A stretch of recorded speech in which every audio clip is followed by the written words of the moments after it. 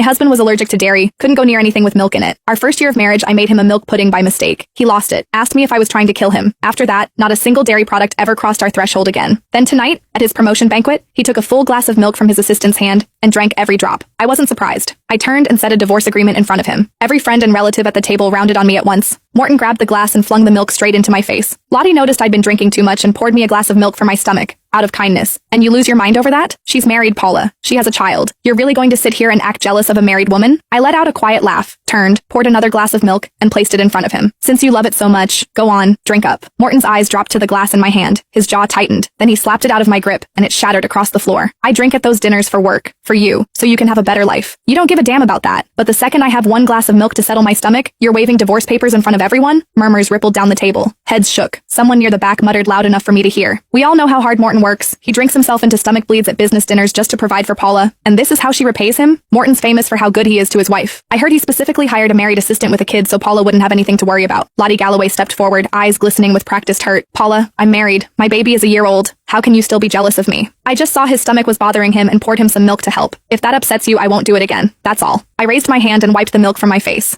The sour sweet smell punched into my nose and my stomach rolled. I slapped the divorce papers flat on the table. Once we're divorced, you can pour him milk any way you want. It'll be none of my business. When Morton saw I meant it, he snatched the papers from my hands, ripped them down the middle, and threw the halves on the floor, his face dark with fury. I'm not agreeing to a divorce. This is all because I drank a glass of milk Lottie poured? Fine. I won't touch anything she gives me ever again. Happy now? Today is my promotion banquet. Do you have to keep going until you've wrecked it for everyone?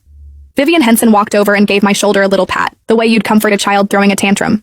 Paula, sweetie, you're a housewife. You need to know when enough is enough. If you actually go through with this, you'll never find another man half as good as my brother. Not if you searched for the rest of your life. My mother-in-law fixed me with a cold glare. You've been married to Morton for 3 years. He won't even let you set foot in the kitchen. Every morning he gets up early to cook your breakfast before work. Every night he comes straight home and makes you 3 dishes and a soup. He won't even let you wash a single pair of his socks. You're his wife, and while he's out there wrecking his health for his career at those dinner tables, you don't bat an eye. But the second his assistant pours him 1 glass of milk, you throw a fit about divorce? Are you even human? Her words landed, and I felt every gaze in the room settle on me like a weight, open, undisguised contempt. I looked down at the milk stains still drying on my clothes, and the backs of my eyes burned. In everyone's mind, landing Morton Henson was the luckiest thing that had ever happened to me. The man every wife wished she'd married. 3 years of marriage and he'd handled nearly every chore, kept me sheltered like a hothouse flower. And the whole time, this so-called perfect husband was making my life a joke. My gaze hardened. I pulled up the divorce appointment on my phone and sent it to Morton. Whether you agree or not, I'm ending this marriage. Tomorrow morning, 10 o'clock, the courthouse. Show up, or I file for divorce through the courts. Morton froze for a beat, then softened his voice and reached for my hand, coaxing me the way you'd calm a child mid-tantrum. Come on, I know you're just jealous. You want me to prove I care. I promise. From now on, I won't drink anything anyone else pours for me. Only